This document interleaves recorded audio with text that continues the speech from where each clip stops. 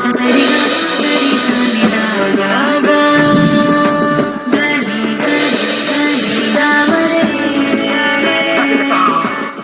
ಅವರು ಇವತ್ತು ನಮ್ಮ ಕಾರ್ಯಕ್ರಮದಲ್ಲಿ ನಮ್ಮ ಜೊತೆ ಇದ್ದಾರೆ. ಅವರನ್ನ ಕಾರ್ಯಕ್ರಮಕ್ಕೆ ಸ್ವಾಗತ ಮಾಡೋಣ. ಗುರುಜಿ ನಮಸ್ತೆ, ಕಾರ್ಯಕ್ರಮಕ್ಕೆ ಸ್ವಾಗತ. ಓಂ ಶ್ರೀ ಗುರುಭ್ಯೋ ನಮಃ. ಹರಿ ಓಂ. ಓಂ ದ್ರಾಂ ದ್ರೀಂ ದ್ರೌಂ ಸಹ ಶುಕ್ರಾಯ ನಮಃ. ಓಂ ನಮೋ ಭಗವತೆ ವಾಸುದೇವಾಯ. ಓಂ ನಮೋ ನಾರಾಯಣಾಯ. ನಮಸ್ಕಾರ. ಇನ್ನು ಇವತ್ತಿನ ಕಾರ್ಯಕ್ರಮದಲ್ಲಿ ವೀಕ್ಷಕರೇ, ನಿಮ್ಮೆಲ್ಲ ಸಮಸ್ಯೆಗಳಿಗೆ ಪರಿಹಾರವನ್ನ ತಿಳಿಸ್ಕೊಡ್ತೀವಿ. ನೀವು ಕೂಡ ನಿಮ್ಮ ಸಮಸ್ಯೆಗಳು ಏನೇ ಇದ್ರೂ ಕೂಡ ನಮ್ಮ ಸ್ಕ್ರೀನ್ ಮೇಲೆ ಕಾಣ್ತಿರೋ ನಂಬರ್ಗೆ ಕರೆ ಮಾಡಿ ನಿಮ್ಮ ಸಮಸ್ಯೆಗಳು ವಿದ್ಯೆ, ಬಿಸ್ನೆಸ್, ಮದುವೆ, ಇದು ಯಾವುದೇ ರೀತಿಯಲ್ಲಿ ಆಸ್ತಿ ಸಮಸ್ಯೆ, ಇದು ಯಾವುದೇ ರೀತಿಯ ಸಮಸ್ಯೆ ಇದ್ರೂ ಕೂಡ ನಮ್ಮ ಸ್ಕ್ರೀನ್ ಮೇಲೆ ಕಾಣ್ತಿರೋ ನಂಬರ್ಗೆ ಕರೆ ಮಾಡಿ ಗುರುಜಿ ಅವ್ರ ಹತ್ರ ಮಾತಾಡಿ ನೀವು ನಿಮ್ಮ ಸಮಸ್ಯೆಗಳಿಗೆ ಪರಿಹಾರವನ್ನ ಪಡ್ಕೋಬಹುದಾಗಿದೆ. ನಮ್ಮ ಸ್ಕ್ರೀನ್ ಮೇಲೆ ಕಾಣ್ತಿರೋ ನಂಬರ್ಗೆ ಕರೆ ಮಾಡಿ ನೀವು ಗುರುಜಿ ಅವರೊಟ್ಟಿಗೆ ಮಾತಾಡ್ಬೋದಾಗಿದೆ. ಗುರುಜಿ, ಇವತ್ತಿನ ಕಾರ್ಯಕ್ರಮದಲ್ಲಿ ಪೂರ್ತಿ ಏನು ನಮ್ಮ ವೀಕ್ಷಕರಿದ್ದಾರೆ ಅವರ ಪ್ರಶ್ನೆಗಳಿಗೆ ಉತ್ತರ ಕೊಡ್ತಾ, ಕಾಲ್ ಮಾಡ್ತಾ, ಮಾತಾಡ್ತಾ ಅವ್ರಿಗೆ ಪರಿಹಾರ ಕೊಡ್ತಾ ಹೋಗೋಣ. ಕಾಲರ್ ಇದ್ದಾರೆ. Hello hello. ಓಕೆ, ಇನ್ನು ಕನೆಕ್ಟ್ ಆಗಿಲ್ಲ. ಗುರುಜಿ, ನಂಗೆ ಇದಕ್ಕೂ ಮುಂಚೆ ಒಂದೇ ಒಂದು ಕ್ವಶನ್ ಏನಂದ್ರೆ, ಈಗ ಜ್ಯೋತಿಷ್ಯ ಅಂದ್ರೆ ಹಿಂದೆ ಆಗಿರೋದಾ ಅಥವಾ ಈಗ ಆಗ್ತಿರೋದಾ, ಮುಂದೆ ನಡೆಯೋದಾ ಅಂತ? ಹಿಂದೆ ಆಗಿರ್ತಕ್ಕಂಥ ಘಟನೆ ಒಂದ್ ಹೇಳ್ಬೇಕಾ, ಎರಡು ಹೇಳ್ಬೇಕಾ, ಮೂರು ಹೇಳ್ಬೇಕಾ? ಅಲ್ಲಲ್ಲ, ಒಬ್ಬ ಮನುಷ್ಯನಿಗೆ ಹೇಳ್ತಾ ಇರೋದು.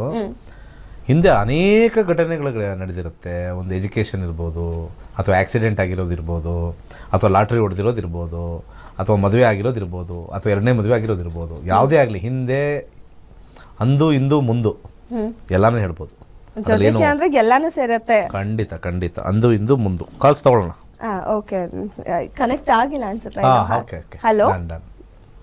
ಇಲ್ಲ, ಇನ್ನು ಕನೆಕ್ಟ್ ಆಗಿಲ್ಲ ಕಾಲರ್ಸು. ಸೊ ಅದೇ ಹಾಗಿದ್ರೆ ಈಗ ಭವಿಷ್ಯದಲ್ಲಿ ಆಗೋದು ಕೂಡ ಜ್ಯೋತಿಷ್ಯದಲ್ಲಿ ಅಷ್ಟು ಕ್ಲಿಯರ್ ಆಗಿ ಗೊತ್ತಾಗತ್ತೆ ಅಂತ ಹೇಳ್ಬೋದಾ? ಡೆಫಿನೆಟ್ಲಿ ಗೊತ್ತಾಗತ್ತೆ. ಯಾಕೆಂದ್ರೆ ಎಲ್ಲದಕ್ಕೂ ಒಂದು ಕಾರಣ ಅಂತ ಹೇಳ್ತಾರೆ. ಹಿರಿಯರಾಗ್ಲಿ ಅಥವಾ ನಮ್ಮ ಶಾಸ್ತ್ರದಲ್ಲಾಗ್ಲಿ ಒಂದು ಕಾರಣ ಅಂತ ಹೇಳ್ತಾರೆ. ಎಲ್ಲದಕ್ಕೂ ಒಂದು ಕಾರಣ. ಯಾವುದು ಕಾರಣ ಇಲ್ಲದೆ ಇರಲ್ಲ. ಆ ಕಾರಣಕ್ಕೋಸ್ಕರನೇ ಅಲ್ಲಿ ಭವಿಷ್ಯನೂ ಇರುತ್ತೆ, ವರ್ತಮಾನ, ಭೂತ, ವರ್ತಮಾನ, ಭವಿಷ್ಯ ಎಲ್ಲನೂ ಕೂಡ ಬಂದಿರತಕ್ಕಂಥದ್ದು. ಆದರೆ ಅದನ್ನು ಅರ್ಥ ಮಾಡ್ಕೋಬೇಕು ನಾವು. ಭಾಳ ಇಂಪಾರ್ಟೆಂಟಾಗಿ ಅರ್ಥ ಮಾಡ್ಕೋಬೇಕು. ಸೊ ಆದರೆ ಏನು ಕಲಿಬೇಕು ಅನ್ನೋದು ಭಾಳ ಇಂಪಾರ್ಟೆಂಟ್ ಆಗುತ್ತೆ. ಇವತ್ತಿನ ಕಾಲದಲ್ಲಿ ನಾವು ಇನ್ನೊಬ್ಬರ ಮೇಲೆ ನಮ್ಮ ಭವಿಷ್ಯನ ನಿರ್ಧಾರ ಮಾಡಿ, ಇವತ್ತಿನ ಕಾಲದಲ್ಲಿ ಬರೀ ಮದುವೆಗೆ ಮಾತ್ರ ಸೀಮಿತ ಮಾಡಿದ್ವಿ ಜ್ಯೋತಿಷ್ಯನ, ಅಲ್ವಾ? ಮದುವೆ ಬಿಟ್ಟರೆ ಬೇರೆ ಏನಕ್ಕೂ ನೋಡಲ್ಲ. ಇವತ್ತು ಮ್ಯಾಟ್ರಿಮೋನಿಯಲ್ ಸೈಟ್ಸ್ ನೋಡಿ, ಎಷ್ಟೊಂದು ಮ್ಯಾಟ್ರಿಮೋನಿಯಲ್ ಸೈಟ್ಸ್ ಇರ್ಬೋದು. ಅವೆಲ್ಲವೂ ಕೂಡ ಕಂಪ್ಲೀಟಾಗಿ ನಾವು ನೋಡ್ತಾ ಇದ್ದಾಗ ಅಲ್ಲಿ ಮದುವೆ ವಿಚಾರಕ್ಕೆ ಬಂದಿರತಕ್ಕಂಥದ್ದು ಎಲ್ಲಾನು ಕೂಡ ಮದುವೆ ಸುತ್ತಲದಲ್ಲೇ ಇದೆ, ಮದುವೆ ಸುತ್ತದಲ್ಲೇ ಇರ್ತಕ್ಕಂಥದ್ದು. ಸೊ ಹಾಗೆ ಈ ಮದುವೆ ವಿಚಾರ ಅಂತಲೇ ನಾವು ತಗೊಂಡಾಗ ಜೀವನ ಅಲ್ಲಿಗೆ ಎಂಡ್ ಆಗಲ್ಲ. ಒಬ್ಬ ಮನುಷ್ಯನ ಆಸೆ ಆಕಾಂಕ್ಷೆಗಳು, ಸಾಧನೆಗಳು, ಆದರೆ ಹಾಗೆ ಬರ್ತಕ್ಕಂಥ ಒಂದು ಸವಾಲುಗಳು, ಅದನ್ನೆಲ್ಲ ನಾವು ನೋಡೋಕ್ಕೆ ಜ್ಯೋತಿಷ್ಯ ಸಹಾಯ ಆಗುತ್ತೆ ಹೊರತು ಇವತ್ತಿನ ಕಾಲದಲ್ಲಿ ಎಲ್ಲರೂ ಕೂಡ ಯಾರು ನಮ್ಮ ಪಬ್ಲಿಕ್ ಇದ್ದಾರೆ ಅವರು ಜ್ಯೋತಿಷ್ಯನ ಈ ಸಾಲಾವಳಿಗೆ, ಅದು ಬಿಟ್ಟರೆ ಈ ಒಂದು ಮದುವೆ ವಿಚಾರದಲ್ಲಿ ಬರ್ತಕ್ಕಂಥ ಗಂಡು ಹೆಣ್ಣುಗೆನ ಒಂದು ಮಿಲನಕ್ಕೆ ಅಥವಾ ವೈವಾಹಿಕ ಜೀವನಕ್ಕೆ ಇಷ್ಟು ಮಾತ್ರ ಇಟ್ಟಿದ್ದಾರೆ. ಅದು ಒಂದು ಮೇಜರ್ ತಗೊಂಡಾಗ, ಎರಡನೇದು ಬಂದು ಭಾಳ ಇಂಪಾರ್ಟೆಂಟ್ ಆಗಿರ್ತಕ್ಕಂಥದ್ದು ಮಕ್ಕಳ ವಿಚಾರದಲ್ಲಿ ತೊಗೊಂಡಿದ್ದಾರೆ. ಮಕ್ಕಳು ಆಗೋದು ಬಿಡೋದು ತೊಗೊಂಡಿದ್ದಾರೆ. ಅದಕ್ಕೂ ಕೂಡ ಬರೀ ಒಂದು 4 ಗ್ರಹ ಹೇಳ್ತಾರೆ. ಒಂದು ರಾಹು ಕೇತುನ ತೊಗೊಂಬಂದ್ಬಿಡ್ತಾರೆ, ಅಥವಾ ಶನಿನ ತೊಗೊಂಬಂದ್ಬಿಡ್ತಾರೆ, ಸರ್ಪನ ತೊಗೊಂಬಂದ್ಬಿಡ್ತಾರೆ. ಸೊ ಅಲ್ಲೂ ಕೂಡ ಅದು ಎರಡನೇದು. ಇದು ಬಿಟ್ಟರೆ ಇನ್ನು ಮೇಜರಾಗಿ ಜ್ಯೋತಿಷ್ಯಕ್ಕೆ ಮನೆ ಕಟ್ಟೋ ವಿಚಾರದಾಗಿರ್ಬೋದು, ಅಥವಾ ಒಂದು ಕೆಲಸ ಮತ್ತು ಯಾವುದರಲ್ಲಿ ನಾವು ಹೋಗಬೇಕು, ಯಾವುದರಲ್ಲಿ ಸಾಧನೆ ಮಾಡಬೇಕು, ಆ ಎಲ್ಲ ವಿಚಾರಗಳು ಕೂಡ ಅಲ್ಲಿ ಇರೋದಿಲ್ಲ. ಅದು ಇಂಪಾರ್ಟೆಂಟ್ ಆಗಿರುತ್ತೆ. ಗುರುಜಿ, ಸದ್ಯಕ್ಕೊಬ್ರು ಕಾಲರ್ ಇದ್ದಾರೆ, ಸಂಧ್ಯಾ ಅಂತ ಬೆಂಗಳೂರಿಂದ. Hello hello hello hello. ನಮಸ್ತೆ ಮ್ಯಾಮ್. ಮೇಡಮ್ ನಮಸ್ತೆ ಮೇಡಮ್. ಯಾರ ಬಗ್ಗೆ ಏನು ಕೇಳಬೇಕಿತ್ತು? ನನ್ನ ಬಗ್ಗೆನೇ ಕೇಳಬೇಕಿತ್ತು ಮ್ಯಾಮ್. ಅದು ನನ್ನ ಲೈಫ್ ಅಷ್ಟು ಚೆನ್ನಾಗಿಲ್ಲ. ಅಂದ್ರೆ ಹಸ್ಬೆಂಡ್ ವೈಫ್ ಚೆನ್ನಾಗಿದ್ದೀವಿ. ಇದು ನಂದು ಚಿಕ್ಕ ವಯಸ್ಸಿಂದ ಬಡಸ್ತಾನ ಮ್ಯಾಮ್, ಜಾಸ್ತಿ ಆರ್ಥಿಕ ಪರಿಸ್ಥಿತಿ ಪ್ರಾಬ್ಲಮ್. ಅದು ನಾನು ಗುರುಜಿ ಹತ್ರ ಕೇಳಬೇಕಿತ್ತು. ಸರಿ ಗುರುಜಿ, ಪ್ರಶ್ನೆ ಚೆನ್ನಾಗಿ ಮಾತಾಡ್ತಾ ಇದ್ದೀರಾ. ಅದು ನೋಡಿದ್ರೆ ಆರ್ಥಿಕ ಪರಿಸ್ಥಿತಿ ಅಲ್ಲ, ಮಾನಸಿಕ ಪರಿಸ್ಥಿತಿ ಹದಗೆಟ್ಟಿರ್ಬೋದು. ಹೌದು ಗುರುಜಿ, ನಂಗೆ ಮಾನಸಿಕ ಪರಿಸ್ಥಿತಿನೂ ಸರಿ ಇಲ್ಲ ಗುರುಜಿ. ಆರ್ಥಿಕ ಪರಿಸ್ಥಿತಿ ಅವ್ರು ಮಾತಾಡೋದೇ ಬೇರೆ ಥರ. ಆರ್ಥಿಕ ಪರಿಸ್ಥಿತಿ ಒಟ್ಟು ದುಡ್ಡು ಇಲ್ಲ ತಿನ್ನಕ್ಕೆ ಅಂದಾಗ ಮಾತಾಡೋದೇ ವೇನೇ ಬೇರೆ ಇರುತ್ತೆ. ಏನು ಓದಿದ್ದೀರಾ? ಪ್ರಾಬ್ಲಮ್ ಇದೆ. ಹಾ ಗುರುಜಿ, ಏನು ಓದಿದ್ದೀರಾ? 10th ನಾನು ಕಂಪ್ಲೀಟ್ ಮಾಡಿಲ್ಲ ಗುರುಜಿ. ಹೌದಾ, 10th ಕಂಪ್ಲೀಟ್ ಮಾಡಿಲ್ಲ? ಇಲ್ಲ, ಅದು ನಾನು ಓದ್ತಿದ್ದೆ, ಅದು ಹಂಗಾಗೋಯ್ತು ಪರಿಸ್ಥಿತಿ. ಮದುವೆ ಏನು ಲವ್ ಮ್ಯಾರೇಜ್ ಮಾಡ್ಕೊಂಡ್ರಾ? ಹೌದು ಗುರುಜಿ. ಅರ್ಥ ಆಯ್ತಲ್ಲ. ಆಯ್ತು. ಈ ಗುರುಗಳಿಗೆಲ್ಲ ಟಕ್ಕಂತ ಅವ್ರ ಭಾಷೆ ಸ್ವರತರಂಗ ಅಂತ ಯಾರೋ ಹೇಳ್ತಾರೆ, ಆ ಸ್ವರತರಂಗದಲ್ಲೇ ಅರ್ಥ ಆಗ್ಬಿಟ್ಟಿರುತ್ತೆ. ಇನ್ನು ಈ ಥರ ಮದುವೆ ಮಾಡ್ಕೊಂಡಾಗ ಆ ಜೋಶಲ್ಲಿ ಮದುವೆ ಆಗ್ಬಿಟ್ಟಿರ್ತಾರೆ. ಆ ಜೋಶ್ ಆದಮೇಲೆ ಅಲ್ಲಿ ಬೇಕಲ್ಲ ಸಂಪಾದನೆ, ಅಯ್ಯಪ್ಪ ಕೆಲಸ ಮಾಡ್ತಾನೋ ಇಲ್ಲೋ ನಿಮ್ಮ ಗಂಡ, ಅದನ್ನ ನೋಡ್ಬೇಕು. ಈಗ ಏನು ಪ್ರಶ್ನಾಶಾಸ್ತ್ರಕ್ಕೆ ಹೋಗಿ ಮಾಡ್ತಾರೆ ಪಾಪ, ಒಳ್ಳೆಯವರು. ನನ್ನ ಹತ್ರ ಹೇಳಂಗಿಲ್ಲ, ಲವ್ ಮ್ಯಾರೇಜ್ ಆದ್ರೆ ತುಂಬಾ ಒಳ್ಳೆಯವರು ಪಾಪ, ಅವ್ರಿಗೂ ಏನು ಇಲ್ಲ. ಆದ್ರೆ ಅದು ಇಷ್ಟಪಡುವಾಗ ಅದೆಲ್ಲ ನೋಡ್ ಮಾಡ್ಲಿಲ್ಲ. ಈಗ ಮಕ್ಳಿದಾರೆ, ಆದ್ರೆ ನಾವ್ ಏನ್ ಕೆಲಸ ಮಾಡಕ್ ಹೋದ್ರು ಸಕ್ಸಸ್ ಆಗಲ್ಲ. ಅದು ಚಿಕ್ಕ ವಯಸ್ಸಿಂದನೂ ಜಾಸ್ತಿ ನಾನ್ ಮಾತಾಡ್ಬೋದು, ಚೆನ್ನಾಗಿ ಅಭ್ಯಾಸ ಆಗ್ಬಿಟ್ಟಿದೆ. ಆದ್ರೆ ಬಡತನದಿಂದಾನೇ ಬಂದ್ಬಿಟ್ಟಿದೀವಿ ಗುರುಜಿ. ಅದಕ್ಕೆ ಮುಂದಕ್ಕಾದ್ರೂ ಫ್ಯೂಚರ್ ಹೇಗಿರುತ್ತೆ ಅಂತ ನಾನು ತಿಳ್ಕೊಬೇಕು. ಎಲ್ಲೂ ಕೇಳಿಲ್ಲ ಗುರುಜಿ. ಅದು ಫಸ್ಟ್ ಟೈಮ್ ನಿಮ್ಮ ಹತ್ರ ನೀವು ಮಾತಾಡೋದು, ನೀವು ಹೇಳಿದ್ದು ಎಲ್ಲ ನಾನು ನೋಡ್ತಾ ಇವಾಗ ನಿಮ್ಗೆ ಕೇಳಲೇಬೇಕು ಅಂತ ನಿನ್ನೆಯಿಂದನೂ ಟ್ರೈ ಮಾಡ್ತಿದ್ದೀನಿ. ಸರಿ, ಏನು ಮಾಡಬೇಕು ಅಂತಿದ್ರೆ ಹೋಗ್ಲಿ ಹೇಳಿ.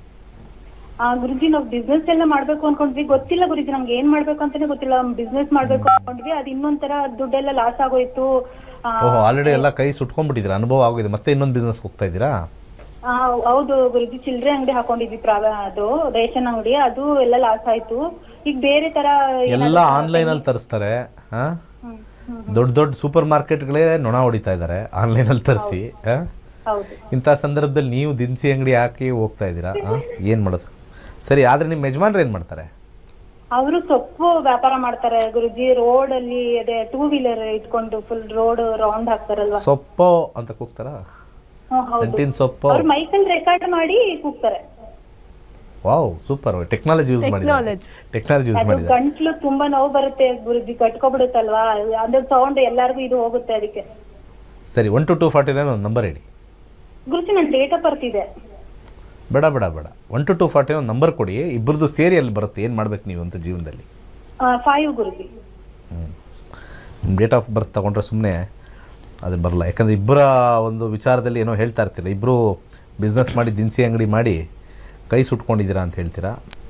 6ನೇ ಮನೆ ಮತ್ತು 7ನೇ ಮನೆ ಎರಡನ್ನೂ ನೋಡಬೇಕಾಗತ್ತೆ. 6ನೇ ಮನೆ 5, 12 ಬಂದರೆ ವೆರಿ ಡಿಫಿಕಲ್ಟ್. ರೆಡ್ ಬಂದುಬಿಟ್ಟಿದೆ ಅಲ್ಲಿ ನೋಡಿ, ಅಲ್ಲಿ ರೆಡ್ 5, 12 ಫ್ರೂಟಲ್ಲಿ ಮೇಲ್ಗಡೆ ರೆಡ್ ಬಂದರೆ ತುಂಬ ಕಷ್ಟ. 7ನೇ ಮನೆ ಮಾಡಿದಾಗ ಸೇಲ್ಸಲ್ಲೇ ಇರಬೇಕು, ಮಾರ್ಕೆಟಿಂಗಲ್ಲೇ ಇರಬೇಕು. ನೀವು ಸೇಲ್ಸು ಮಾರ್ಕೆಟಿಂಗ್ಗೆ ಹೋಗಬೇಕು.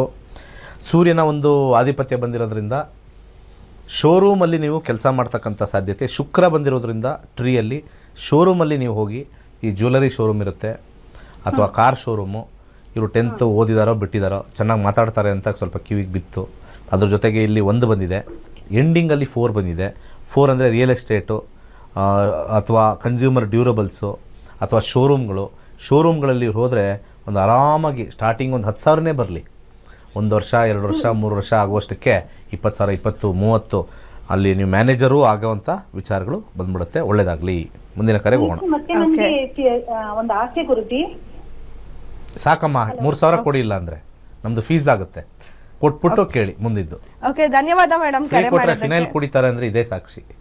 ಫ್ರೀ ಕೊಟ್ಟರೆ ಫಿನೈಲ್ ಕುಡಿತಾರಲ್ಲ ಇಂಥವ್ರೆ. ಒಂದು ಹೇಳಿದ್ವಲ್ವಾ, ಮತ್ತೆ ಇನ್ನೊಂದು ಹಂಗೆ ಹೇಳ್ಕೊಂಡು ಹೋಗ್ತಾರೆ. ಗುರುಜಿ, ಮತ್ತೊಬ್ರು ಕಾಲರ್ ಇದ್ದಾರೆ, ಆಶಾ ಅಂತ ಹೇಳಿ. ದಯವಿಟ್ಟು ಬೇಗ ಕರೆ ಕಟ್ ಮಾಡಿ ಮುಂದಕ್ಕೆ ಹೋಗೋಣ, ಕತೆಗಳು ಬೇಡ. ಹಲೋ ಹಲೋ ಹೇಳಿ ಮೇಡಮ್. ನಮಸ್ತೆ. ನಮಸ್ತೆ ಮೇಡಮ್. ನಮಸ್ತೆ ಗುರುಜಿ. ಓಕೆ ಮೇಡಮ್, ಯಾರ ಬಗ್ಗೆ ಕೇಳಬೇಕಿತ್ತು? ಆರೋಗ್ಯ ನೋಡ್ಬೇಕಾಗಿತ್ತು ಸರ್ ನಂದು. 1 to 249 ನಂಬರ್ ಹೇಳಿ ಬೇಗ. ಸರ್, ಒಂದು ಡೇಟ್ ಆಫ್ ಬರ್ತ್ ಇದೆ. ಒಂದು ಡೇಟ್ ಆಫ್ ಬರ್ತ್ ನಿಮ್ದಲ್ವಾ ಅದು? ನಂದೇ.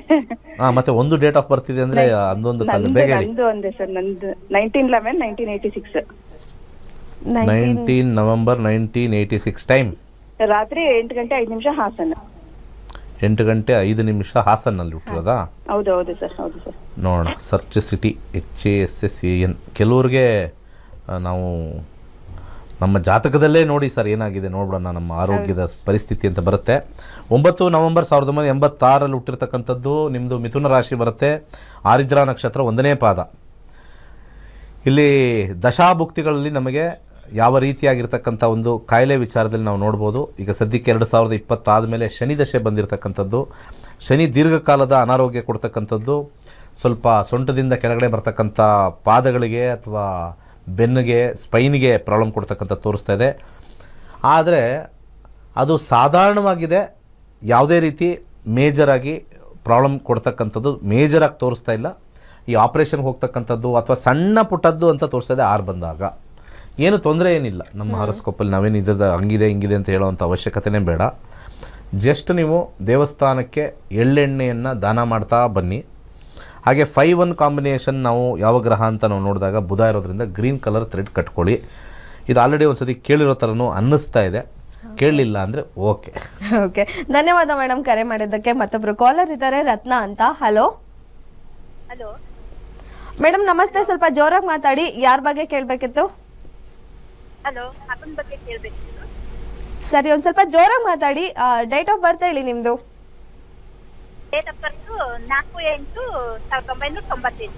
ಏನು ಕೇಳಿಸ್ತಾ ಇಲ್ಲ. ಏನು ಕೇಳಿಸ್ತಾ ಇಲ್ಲ, ಸ್ವಲ್ಪ ಜೋರಾಗಿ ಮಾತಾಡಿ. 4/8. ಕೇಳಿಸ್ತಾ ಇಲ್ಲ ನನಗೆ. ಕೇಳಿಸ್ತಾ ಇಲ್ಲ ಅನ್ಸುತ್ತೆ. ಹಲೋ, ಧನ್ಯವಾದ ಮೇಡಮ್. ಕೇಳಿಸ್ತಾ ಇಲ್ಲ. ಮತ್ತೊಂದು ಕರೆ ಇದೆ. ಹಲೋ ಹಲೋ ಮೇಡಮ್ ನಮಸ್ತೆ ಮೇಡಮ್, ಏನು ಹೆಸರು, ಎಲ್ಲಿಂದ ಕರೆ ಮಾಡ್ತಾ ಇದ್ದೀರಾ? ಹಲೋ ಹಲೋ ಮೇಡಮ್, ಟಿವಿ ನೋಡ್ಕೊಂಡು ಮಾತಾಡಬೇಡಿ. ಏನು ಹೆಸರು, ಎಲ್ಲಿಂದ ಕರೆ ಮಾಡ್ತಾ ಇದ್ದೀರಾ? ಗೋವಾದಿಂದ ಮಾತಾಡ್ತಾ ಇದೀವಿ, ವೀಣಾ ಅಂತ. ಓಕೆ ಮೇಡಮ್, ಯಾರ ಬಗ್ಗೆ ಕೇಳಬೇಕಿತ್ತು? ಮಗನ ಬಗ್ಗೆ ಕೇಳಬೇಕಾಗಿತ್ತು. ಸರಿ ಮೇಡಮ್, ಅವ್ರ ಡೇಟ್ ಆಫ್ ಬರ್ತ್ ಹೇಳಿ. 9/12/94. 9/12/1994. ಹುಟ್ಟಿದ ಸಮಯ? ಬೆಳಗ್ಗೆ 11:05. 11:05. ಹುಟ್ಟಿದ ಸ್ಥಳ? ದಾವಣಗೆರೆ. ದಾವಣಗೆರೆ. ಸರಿ ಏನ್ ಮೇಡಮ್, ವಿಚಾರದಲ್ಲಿ ಏನ್ ಪ್ರಶ್ನೆ ಕೇಳ್ಬೇಕು? ಇದೆ? ಮದುವೆ ಬಗ್ಗೆ ಕೇಳಬೇಕಾಗಿತ್ತು. ಮದುವೆ ಹಾ 9 ಡಿಸೆಂಬರ್ 1994, 11/5 ದಾವಣಗೆರೆಯಲ್ಲಿ ಹುಟ್ಟಿರ್ತಕ್ಕಂಥದ್ದು. ಹೌದು. ರಾಶಿ ಬಂದ್ಬಿಟ್ಟು ಕುಂಭ ರಾಶಿ ಬರುತ್ತೆ. ಶತಭಿಷ ನಕ್ಷತ್ರ 3ನೇ ಪಾದ. ಹಾ ದಶಾಭುಕ್ತಿಗಳಲ್ಲಿ ನಾವು ನೋಡಿದಾಗ ಈಗ ಸದ್ಯಕ್ಕೆ ಶನಿ ದಶಾ ಪ್ರಾರಂಭವಾಗಿರ್ತಕ್ಕಂಥದ್ದು. 9-4 ಕರಿಯರ್ ಓರಿಯೆಂಟೆಡು ಮತ್ತು ಎಜುಕೇಷನ್ ಓರಿಯೆಂಟೆಡ್ ತೋರಿಸ್ತಾ ಇದೆ. ಅಂದರೆ ನಾನು ಏನಾದ್ರು ಓದ್ತಾ ಇರಬೇಕು ಅನ್ನೋದು ಮನೋಭಾವ ಹೆಚ್ಚಾಗಿರುತ್ತೆ. ಏನು ಓದಿದ್ದಾರೆ? ಹಲೋ, ಇಲ್ವಾ ಲೈನಲ್ಲಿ? ಇದ್ದಾರೆ. ಹಲೋ, ಎಂ ಫಾರಂ ಆಗಿದೆ. ಅಲ್ಲಿಗೆ ಅವ್ನು ನೋಡಿ ಎಮ್ಗೆ ಹೋದ್ರು, ಬಿಗ್ ಬಿಟ್ಟು ಎಮ್ಗೆ ಹೋದ್ರು. ಮಾಸ್ಟರ್ಸ್. ಅದೇ ಬಿ ಆಗಿ ಎಂ ಆಗಿದೆ. ಎಮ್ ಆಗಿದೆ. ಓದೋವಂಥ ಮನೋಭಾವ ಮತ್ತು ಅವರು ಸ್ವಲ್ಪ ಜಾಬಲ್ಲಿ ಸ್ಟೆಬಿಲಿಟಿ ಇಲ್ಲದೆ ಇರೋ ಕಾರಣ ನಾನು ಸೆಟ್ಲಾಗಲಿ ಅನ್ನೋ ಒಂದು ಮನಸ್ಥಿತಿ ಇದೆ. ಮತ್ತು ಮದುವೆಗೆ ಅಷ್ಟು ಅವ್ರಿಗೆ ಒಂದು ಆಸಕ್ತಿ ಅನ್ನೋದು 4ನೇ ಮನೆ ಬರೋದಿಲ್ಲ. 9 ಮತ್ತು 4 ರಾಹುವಿನ ವಿಚಾರದಲ್ಲಿ ಬಂದಾಗ ಸೆಲೆಕ್ಟ್ ಮಾಡೋಕ್ಕೆ ಹೋಗ್ಬೇಡಿ. ಸಿಕ್ಕಿದ ಹುಡುಗಿನ ಮಾಡಿದ್ರೆ ಚೆನ್ನಾಗೇ ಇರ್ತಾರೆ. ಯಾಕಂದರೆ 9ನೇ ಮನೆ ಯಾವಾಗಲೂ ಕೂಡ ಒಳ್ಳೆಯದೇ ಕಾಂಬಿನೇಷನ್ನು. ತುಂಬ ಮಾಡ್ಕೊಂಡು ಹೋದರೆ ತುಂಬ ಲೇಟ್ ಆಗುತ್ತೆ. ಯಾಕೆಂದರೆ ಶನಿ ಗ್ರಹ ಡಿಲೇ ಗ್ರಹ ಆಗಿರ್ತಕ್ಕಂಥದ್ದು, ರಾಹುವಿನ ನಕ್ಷತ್ರದಲ್ಲಿರ್ತಕ್ಕಂಥದ್ದು, ಬುಧನ ಸಬ್ಲಾಡಲ್ಲಿರ್ತಕ್ಕಂಥದ್ದು. ಬುಧ ಕೂಡ 6, 8, 10 ಮೇಲೆ ಪ್ರಧಾನದಲ್ಲಿ 10, ನಿಧಾನದಲ್ಲಿ 5, 6, 8 ಬಂದಿದೆ. ವಿವಾಹ ಯೋಗ ಸ್ವಲ್ಪ 0 ಇರುತ್ತೆ. ಸ್ವಲ್ಪ ಸ್ಪಿರಿಚುಯಾಲಿಟಿ ಅಂತ ಕರಿತೀವಿ ನಾವು, ಆಧ್ಯಾತ್ಮಿಕ ಅದ್ರ ಮೇಲೆ ಮುಂದೆ ಒಲವು ಹೋಗುತ್ತೆ. ಸೊ ಮದುವೆ ಅಂತ ನಿಮ್ಮ ಬೇಕು ಅಂತಂದರೆ ಇಮ್ಮಿಡಿಯೇಟಾಗಿ ಫೋರ್ಸ್ ಮಾಡಿ ಬೇಗ ಮುಗಿಸಿದ್ರೆ ಮಾತ್ರ ಮದುವೆ. ಓಕೆ, ಧನ್ಯವಾದ ಮೇಡಮ್ ಕರೆ ಮಾಡಿದ್ದಕ್ಕೆ. ಇದೇ ಜುಲೈ 23ನೇ ತಾರೀಕಿಂದ ಗುರೂಜಿ ಅವರಿಂದ ರೇಖಿ, ಕ್ರಿಸ್ಟಲ್, ಎಸೆನ್ಷಿಯಲ್ ಆಯಿಲ್ ಈ ಬಗ್ಗೆ ಕ್ಲಾಸಸ್ ನಡೆಯುತ್ತೆ. ಅದು ಕೂಡ 4 ದಿನದಲ್ಲಿ ಕ್ಲಾಸಸ್ಗಳನ್ನ ನಡೆಸ್ಕೊಡ್ತಾರೆ. ಕೇವಲ 899 ರೂಪಾಯಿಗೆ ಈ ಕ್ಲಾಸಸ್ ಅನ್ನ ಹೇಳ್ಕೊಡ್ತಾರೆ. ಈ ಬಗ್ಗೆ ಹೆಚ್ಚಿನ ಮಾಹಿತಿ ಇಲ್ಲಿದೆ ನೋಡಿ. ಪಂಡಿತ್ ದಿನೇಶ್ ಗುರೂಜಿ ಅವರು ನಮ್ಮ ದೇಹದಲ್ಲಿನ ಸೂಕ್ಷ್ಮ ಶಕ್ತಿ ಕೇಂದ್ರಗಳಾದ ಸಪ್ತ ಚಕ್ರಗಳಲ್ಲಿ ಪ್ರತಿಯೊಂದು ಚಕ್ರಗಳ ವಿಶೇಷತೆಗಳು, ಚಕ್ರವನ್ನು ಬಲಪಡಿಸಲು ಆಹಾರ ಪದ್ಧತಿ, ಮಂತ್ರದ ಥೆರಪಿ, ಬಣ್ಣದ ಥೆರಪಿ, ಕ್ರಿಸ್ಟಲ್ ಥೆರಪಿಗಳಿಂದ ಸಪ್ತ ಚಕ್ರಗಳನ್ನು ಸಮತೋಲನಗೊಳಿಸುವ ಸುಲಭ ತಂತ್ರಗಳನ್ನು ತರಗತಿಗಳಲ್ಲಿ ಹೇಳಿಕೊಡುತ್ತಾರೆ. ಪ್ರತಿಯೊಂದು ಚಕ್ರಗಳಿಗೂ ಅನುಗುಣವಾಗಿ ಎಸೆನ್ಷಿಯಲ್ ಆಯಿಲ್ ಅನ್ನು ಬಳಕೆ ಮಾಡುವ ಬಗೆ, ಅಂಗೈ ಮುದ್ರೆ, ಪ್ರಾಕೃತಿಕವಾಗಿ ದೊರೆಯುವಂತಹ ಕ್ರಿಸ್ಟಲ್ಗಳನ್ನು ಸಪ್ತಚಕ್ರಗಳಿಗೆ ಅನುಗುಣವಾಗಿ ಉಪಯೋಗಿಸುವುದರ ಬಗ್ಗೆ, ಪ್ರತಿಯೊಂದು ಚಕ್ರಗಳನ್ನು ಬ್ಯಾಲೆನ್ಸ್ ಮಾಡಲು ಮಾಡಬಹುದಾದಂತಹ ಆಸನಗಳನ್ನು ಸವಿಸ್ತಾರವಾಗಿ ತಿಳಿಸಿಕೊಡುತ್ತಾರೆ. ಇದರ ಜೊತೆಗೆ ಕ್ರಿಸ್ಟಲ್ಗಳ ಸಮಗ್ರ ಮಾಹಿತಿ, ವೈಜ್ಞಾನಿಕವಾಗಿ ಕ್ರಿಸ್ಟಲ್ಗಳ ಉಪಯೋಗಗಳು, ಕ್ರಿಸ್ಟಲ್ಗಳನ್ನು ಎನರ್ಜೈಸ್ ಮಾಡುವಂತಹ ವಿಧಾನಗಳು, ಸಿಂಗಿಂಗ್ ಬೌಲ್ ಉಪಯೋಗಗಳು, ಕಣ್ಣು ದೃಷ್ಟಿ, ಮಾನಸಿಕ ಆರೋಗ್ಯ, ಉದ್ಯೋಗ, ಮದುವೆ ಜೀವನ, ಆರೋಗ್ಯ, ಮನೆ ನಿರ್ಮಾಣ ಮುಂತಾದ ವಿಚಾರಗಳಿಗೆ ಧರಿಸಬಹುದಾದ ಕ್ರಿಸ್ಟಲ್ ಬ್ರೇಸ್ಲೆಟ್ಗಳು, ಕ್ರಿಸ್ಟಲ್ ತಂಬಲ್ಗಳು, ಹಣಕಾಸಿನ ಆಕರ್ಷಣೆಗಾಗಿ ಬಳಸಬಹುದಾದಂತಹ ಕ್ರಿಸ್ಟಲ್ ಸಂಯೋಜನೆಗಳು, ಇನ್ನೂ ಅನೇಕ ವಿಚಾರಗಳ ಬಗ್ಗೆ ಗುರೂಜಿಯವರು ತರಬೇತಿ ನೀಡುತ್ತಾರೆ. ಇದರ ಜೊತೆಗೆ ಮಾನಸಿಕ ಆರೋಗ್ಯಕ್ಕೆ ಮಾಡಬಹುದಾದ ಸಂಗೀತ, ಧ್ಯಾನ, ಚಂದ್ರನಾಡಿ, ಸೂರ್ಯನಾಡಿ ಮೂಲಕ ನಾಡಿಚಕ್ರ ಮೆಡಿಟೇಷನ್ ಮಾಡುವ ಬಗೆ, ದೇಹದಲ್ಲಿನ ಸಪ್ತ ಚಕ್ರಗಳ ಬಲವರ್ಧನೆಗೆ ನೈಸರ್ಗಿಕವಾಗಿ ದೊರೆಯುವಂತಹ ಮೂಲಿಕೆಗಳಿಂದ ತಯಾರಾಗುವಂತಹ ಹರ್ಬಲ್ ಬಾತ್ ಪೌಡರ್ನ ಬಳಕೆಯ ವಿಧಾನ, ರೇಖಿ ಹೀಲಿಂಗ್ ಲೆವೆಲ್ 1 ಮತ್ತು ಲೆವೆಲ್ 2 ದೀಕ್ಷೆ, ಚಕುರೆ ಶಕ್ತಿಯ ಪ್ರಾಯೋಗಿಕ ವಿಧಾನ, ಸಿಂಗಿಂಗ್ ಬೌಲ್ ಬಳಕೆಯ ವಿಧಾನ, ಪಂಚತತ್ವಗಳ ವಿಶ್ಲೇಷಣೆ ಮತ್ತು ಪ್ರತಿಯೊಂದು ತತ್ವಗಳ ಆರಾಧನೆ, ಯಂತ್ರ ಪೂಜೆ, ಮಂತ್ರಸಿದ್ಧಿ, ದೇಹದ ಪ್ರತಿಯೊಂದು ಭಾಗಕ್ಕೂ ಹೀಲಿಂಗ್ ಶಕ್ತಿಯ ವರ್ಗಾವಣೆ, ಡಿಸ್ಟೆನ್ಸ್ ರೇಖಿ ಹೀಲಿಂಗ್ ಮುಂತಾದ ಅತ್ಯದ್ಭುತ ವಿಚಾರಗಳನ್ನು ತರಗತಿಯಲ್ಲಿ ಕಲಿಸಿಕೊಡಲಿದ್ದಾರೆ. ನಮ್ಮ ದೇಹದಲ್ಲಿನ ಮೂಲಾಧಾರ ಚಕ್ರ, ಸ್ವಾಧಿಷ್ಠಾನ ಚಕ್ರ, ಮಣಿಪುರ ಚಕ್ರ, ಅನಾಹತ ಚಕ್ರ, ವಿಶುದ್ಧ ಚಕ್ರ, ಆಜ್ಞಾ ಚಕ್ರ, ಸಹಸ್ರಾರ ಚಕ್ರಗಳನ್ನು ಸಮತೋಲನಗೊಳಿಸುವುದರಿಂದ ದೈಹಿಕವಾಗಿ ಮತ್ತು ಮಾನಸಿಕವಾಗಿ ಆರೋಗ್ಯ ಉತ್ತಮವಾಗುತ್ತದೆ. ಇಷ್ಟೆಲ್ಲ ಅನುಕೂಲ ಇರುವಂತಹ ಈ ತರಗತಿಗೆ ಇಂದೇ ನೋಂದಾಯಿಸಿ ಆರೋಗ್ಯದ ವಿಚಾರದಲ್ಲಿ ಅನುಕೂಲಗಳನ್ನು ಪಡೆಯಿರಿ. ಹೆಚ್ಚಿನ ಮಾಹಿತಿಗೆ ಇಂದೇ ನಮ್ಮ ನಕ್ಷತ್ರ ನಾಡಿ ತಂಡವನ್ನು ಸಂಪರ್ಕಿಸಿ. ಧನ್ಯವಾದಗಳು. ನಕ್ಷತ್ರ ನಾಡಿ ಕಾರ್ಯಕ್ರಮಕ್ಕೆ ಮತ್ತೊಮ್ಮೆ ಸ್ವಾಗತ. ವೀಕ್ಷಕರೇ, ನೀವು ಕೂಡ ಜ್ಯೋತಿಷ್ಯ ಶಾಸ್ತ್ರವನ್ನ ಕುಟುಂಬ ಸಮೇತದಲ್ಲಿ ತುಂಬಾ ಸುಲಭ ರೀತಿಯಲ್ಲಿ ಕಲಿಬಹುದು. ಅದು ಕೂಡ ಕೇವಲ 15 ದಿನದಲ್ಲಿ ಕಲಿಬಹುದು. ಈ ಬಗ್ಗೆ ಹೆಚ್ಚಿನ ಮಾಹಿತಿ ಇಲ್ಲಿದೆ ನೋಡಿ. ನಕ್ಷತ್ರ ನಾಡಿ ತರಗತಿಗೆ ಸೇರಿ ಹಾಗೂ ಕೇವಲ 15 ದಿನಗಳಲ್ಲಿ ಜೂಮ್ ಆಪ್ ಮುಖಾಂತರ ಆನ್ಲೈನ್ ತರಗತಿಯನ್ನು ಕಲಿಯಿರಿ.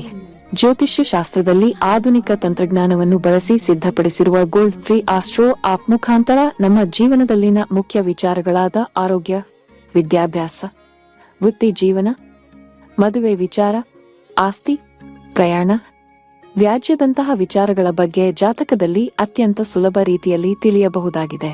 60,000ಕ್ಕೂ ಹೆಚ್ಚಿನ ವಿದ್ಯಾರ್ಥಿಗಳಿಗೆ ನಕ್ಷತ್ರ ನಾಡಿ ಜ್ಯೋತಿಷ್ಯವನ್ನು ಕಲಿಸಿಕೊಟ್ಟಿರುವ ಪಂಡಿತ್ ದಿನೇಶ್ ಗುರೂಜಿಯವರ ತರಗತಿಗಳಿಗೆ ಇಂದೇ ನೋಂದಾಯಿಸಿ. ಸುಲಭವಾದ ಮತ್ತು ಶಾಸ್ತ್ರೋಕ್ತವಾದ ಜ್ಯೋತಿಷ್ಯ ಶಾಸ್ತ್ರವನ್ನು ಕಲಿಯಿರಿ.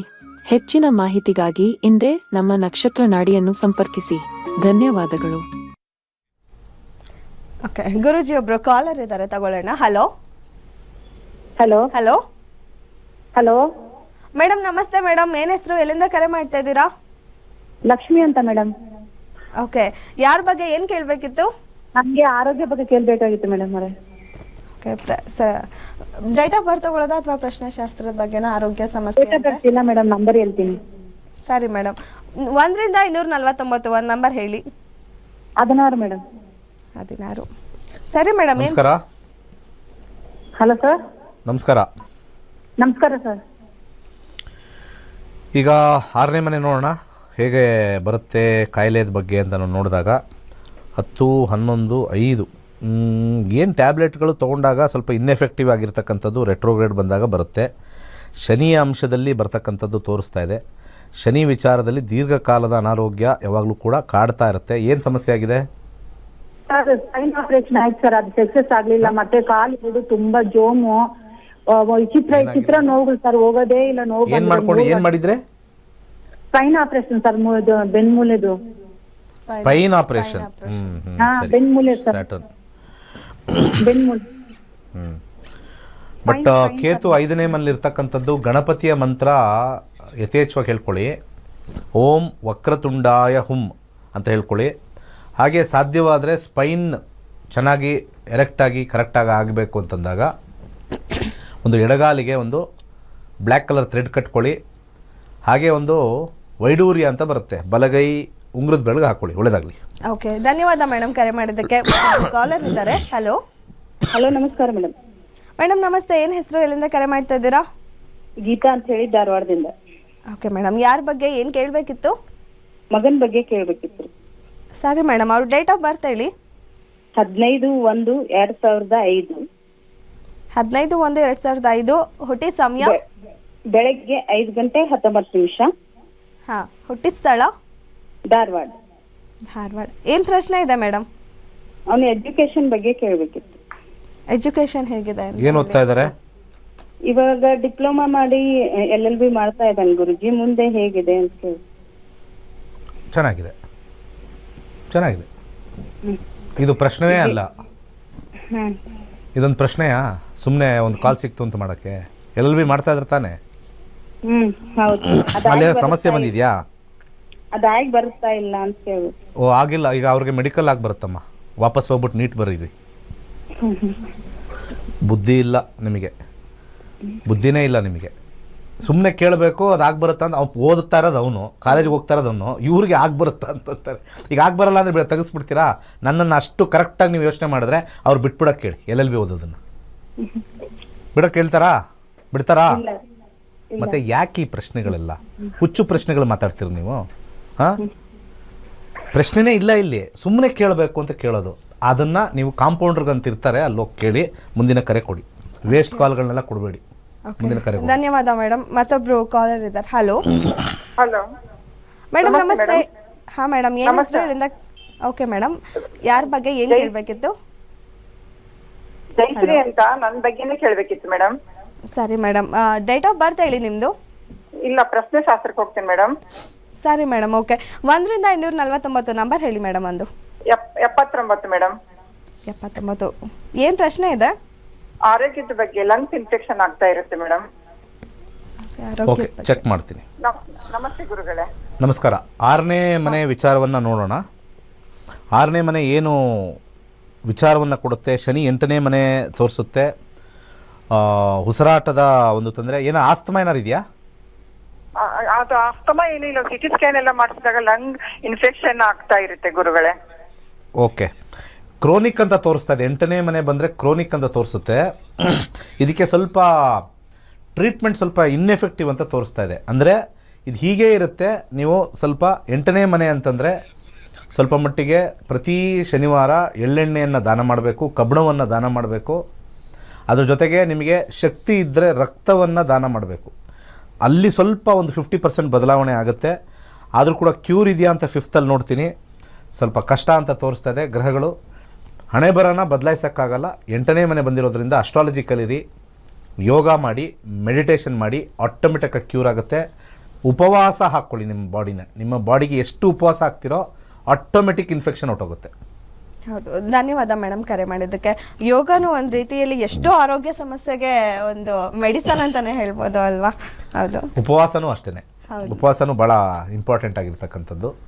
ಯಾರ್ಯಾರು ಉಪವಾಸ ಮಾಡ್ತಾರೆ, ಸೆಲ್ಸ್ಗೆ ಬೇಕಾಗಿರ್ತಕ್ಕಂಥದ್ದು ಪಂಚಭೂತಗಳು ಬರ್ತಕ್ಕಂಥ ಆಹಾರ, ಆ ಒಂದು ಗಾಳಿ, ನೀರು, ಬೆಳಕು ಇಷ್ಟು ತಗೊಂಡ್ರೆ ಸೆಲ್ಸ್ ಎಲ್ಲ ಇರ್ತವೆ. ಅದಕ್ಕೆ ಹಿಮಾಲಯದಲ್ಲಿ ಹೋಗ್ಬಿಟ್ಟು ತಪಸ್ ಮಾಡ್ತಾರಲ್ಲ, ಅವ್ರಿಗೆಲ್ಲ ಏನು ಪಿಜ್ಜಾ, ಬರ್ಗರು, ಮಸಾಲೆ ದೋಸೆ, ಬೆಳಿಗ್ಗೆ ಎದ್ದಿದ ತಕ್ಷಣ ಇಲ್ಲಿ ಹೋಟ್ಲ್ ಇಡ್ಲಿ, ನಾವೋ ತಿಂಡಿ ಅಂತಾರೆ. ಇಷ್ಟಪ್ಪ ಇರುತ್ತೆ ಹೊಟ್ಟೆ ಮುಂದೆ. ತಿಂಡಿ ಅಂತಾರೆ. ಆಲ್ರೆಡಿ ಅಲ್ಲಿ ಮಧ್ಯಪ್ರದೇಶ ಅಷ್ಟು ಇರ್ತಕ್ಕಂಥದ್ದು ಅಲ್ವಾ? ಓಕೆ ಗುರುಜಿ, ಇವತ್ತಿನ ಕಾರ್ಯಕ್ರಮದಲ್ಲಿ ನಮ್ಮ ವೀಕ್ಷಕರ ಪ್ರಶ್ನೆಗಳಿಗೆ ಸಾಕಷ್ಟು ಪರಿಹಾರವನ್ನ ಏನಂತ ತಿಳಿಸ್ಕೊಟ್ರಿ. ಸಮಸ್ಯೆ ಏನಿದೆ ಅನ್ನೋದಕ್ಕೆ ಧನ್ಯವಾದ ಗುರುಜಿ. ಸರ್ವೇ ಜನ ಸುಖಿನೋ ಭವಂತು. ವೀಕ್ಷಕರೇ, ನೀವು ಕೂಡ ಜ್ಯೋತಿಷ್ಯ ಶಾಸ್ತ್ರವನ್ನು ಕಲಿಬೋದು. ಅದು ಕೂಡ 15 ದಿನದಲ್ಲಿ ನಿಮ್ಮ ಕುಟುಂಬ ಸಮೇತದಲ್ಲಿ ಕಲಿಬೋದು. ಇದೇ ಆಗಸ್ಟ್ 11ರಿಂದ ಅವರ ಕ್ಲಾಸಸ್ಗಳು ಶುರು ಆಗ್ತಾ ಇದೆ. ಇನ್ನು 65,000 ವಿದ್ಯಾರ್ಥಿಗಳಿಗೆ ವಿಶ್ವಾದ್ಯಂತ ಜ್ಯೋತಿಷ್ಯ ಶಾಸ್ತ್ರವನ್ನು ಹೇಳ್ಕೊಟ್ಟಿದ್ದಾರೆ. ಈ ಬಗ್ಗೆ ಅವರ ವಿದ್ಯಾರ್ಥಿಯವರೊಬ್ಬರ ಅನಿಸಿಕೆ, ಅಭಿಪ್ರಾಯ ಇಲ್ಲಿದೆ ನೋಡಿ. ನನ್ನ ಹೆಸರು ಪರೀಕ್ಷಿತ್ ಅಂತ. ನಾನು ಸುಮಾರಾಗಿ ಜ್ಯೋತಿಷ್ಯನ 7 ವರ್ಷದಿಂದ ಕಲಿತಾ ಇದ್ದೀನಿ. ಮುಂಚೆ ಮೊದಲನೇದಾಗಿ ಪರಾಶರನ ಕಲ್ತಿದ್ದೆ. ಏನಕ್ಕೆ ಅಕ್ಯುರಸಿ ಬರ್ತಿಲ್ಲ ಅಂತ ನಾನು ಅನ್ಕೋತಿದ್ದೆ. 80% ಅಕ್ಯುರಸಿ ಇರೋದು, 70% 80% ಅಕ್ಯುರಸಿ ಇರೋದು. ಎಲ್ಲೋ ಮಿಸ್ ಹೊಡಿತಾ ಇದ್ದಾರೆ ಅಂತ ನಾನು ಅಂದ್ಕೊಂಡೆ. ಆಮೇಲೆ ನಾನು ಅದು ಪರ್ಸ್ನಲಾಗಿ ಎಕ್ಸ್ಪ್ಲೋರ್ ಮಾಡಿದ್ದು. ನಾನು ಗೂಗಲಲ್ಲಿ, ಯೂಟ್ಯೂಬಲ್ಲೆಲ್ಲ ನೋಡ್ತಿದ್ದೆ. ಆವಾಗ ದಿನೇಶ್ ಗುರೂಜಿದು ಚಾನಲ್ ಬಂತು. ಅಲ್ಲೋಗಿ ನೋಡಿದ್ರೆ ನಕ್ಷತ್ರ ನಾಡಿ ಏನೋ ಹೊಸ್ದಾಗಿದೆಯಲ್ಲ ಸಬ್ಜೆಕ್ಟು, ನಂಬರ್ಸ್ ಕಾಂಬಿನೇಷನ್ ಎಲ್ಲ ಹೇಳ್ತೀಯಾರಲ್ಲ ಅಂತ ಅವಾಗ ಅನ್ನಿಸ್ತು. ಸರಿ ಆಯಿತು, ಎಲ್ಲ ಕಮೆಂಟ್ಸ್ ಎಲ್ಲ ನೋಡಿದೆ, ಚೆನ್ನಾಗಿ ಕೊಟ್ಟಿದ್ದಾರೆ ರಿವ್ಯೂ, ಜನ ಯಾಕೆ ಸೇರ್ಕೋಬಾರ್ದು ಅಂತ ಅವಾಗ ಒಂದು ಐಡಿಯಾ ಬಂತು. ಅವಾಗ ಸೇರ್ಕೊಂಡಾದ್ಮೇಲೆ ನೋಡಿದೆ, ತುಂಬ ಅಕ್ಯುರಸಿ ಇದೆ. ಫ್ರಮ್ 80% ನಾನು ಇವಾಗ 95-90% ಅಷ್ಟು ಅಕ್ಯುರಸಿ ಸಿಗ್ತಾಯಿದೆ ಅಂತ ಅವಾಗ ಅನ್ನಿಸ್ತು. ಆಮೇಲೆ ಫುಲ್ ಡೀಪಾಗಿ ಎಕ್ಸ್ಪ್ಲೋರ್ ಮಾಡೋಕ್ಕೆ ನೋಡಿದೆ. ಅವಾಗ ಗೊತ್ತಾಯಿತು, ಇಲ್ಲ ತುಂಬ ಇನ್ನೂ ನಾಲೆಡ್ಜ್ ಇನ್ ಡೆಪ್ತ್ ಇನ್ನೂ ಇದೆ ಅಂದ್ಬಿಟ್ಟು ಅವಾಗ ನನಗೆ ಒಳ್ಳೆ ಗ್ರಿಪ್ ಸಿಕ್ತು ಇದ್ರ ಬಗ್ಗೆ, ಜ್ಯೋತಿಷ್ಯ ಬಗ್ಗೆ.